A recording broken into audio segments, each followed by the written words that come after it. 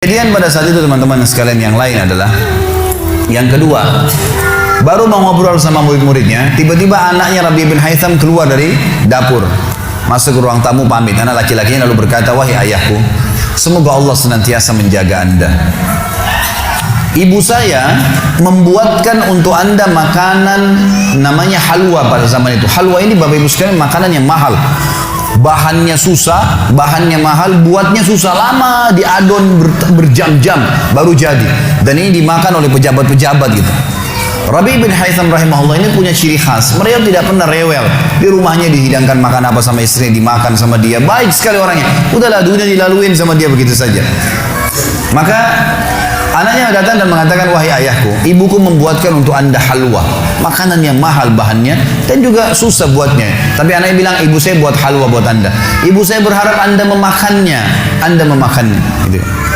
Lalu kata Rabi bin Haytham, "Baiklah, keluarkan aja." Dikeluarkanlah makanan tersebut. Lalu halwa ini dipotong-potong karena kue yang bagus dan cukup besar, di nampan besar dipotong-potong. Baru saja Rabi bin Haytham mau memegang dengan tangan kanannya, karena sebelah kirinya sakit. Diambil sebelah kanan, kemudian dia kasih isyarat murid-muridnya untuk ambil juga. Baru mereka mau pegang, tiba-tiba pintu rumahnya ada yang ketuk. Diketuk. Dia kasih isyarat anaknya, suruh buka pintu itu. Dibuka pintu itu.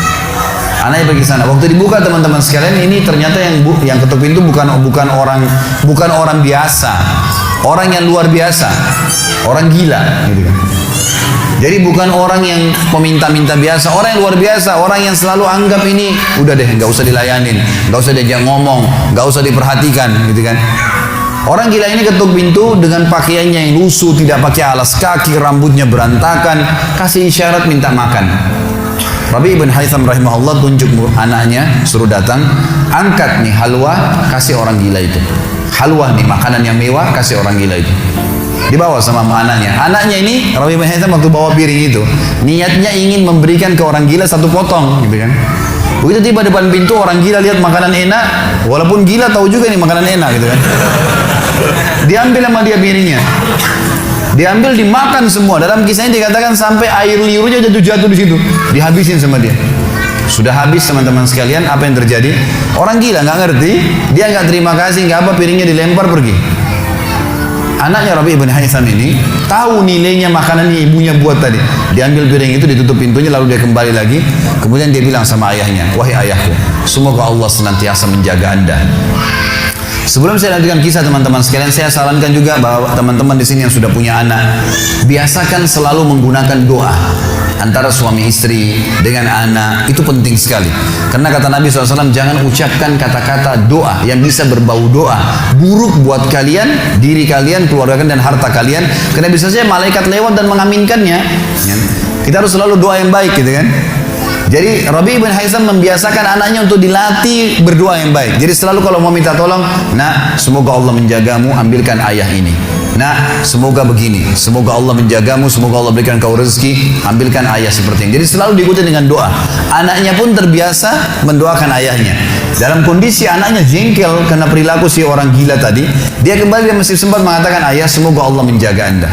Tadi itu ayah yang minta-minta orang gila. Dia tidak mengerti nilainya makanan yang kita kasih.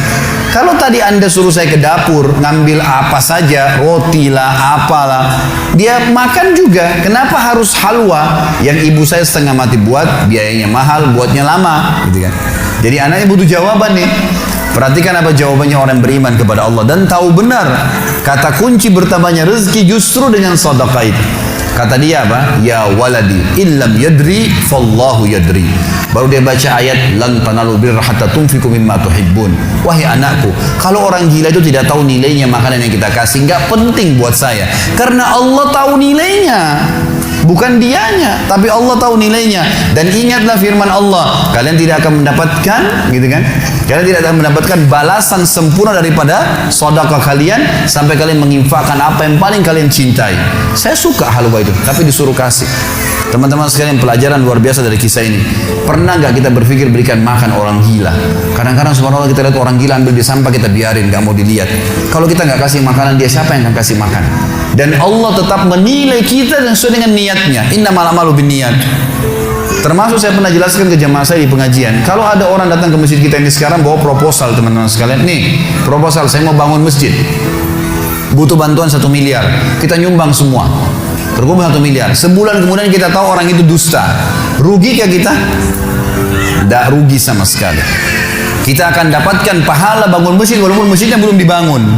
Karena innamal a'malu binniyat, gitu kan? Allah akan kasih begitu.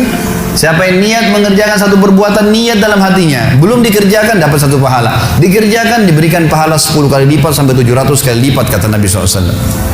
Jadi jelas sekali, gitu kan? Bagaimana Rabi' ibn Haytham mengajarkan kepada kita bersedekah, teman-teman, sampai pada orang gila pun dikasih, karena Allah akan menilai kebaikan itu. Bagaimana bisa kita tidak lakukan?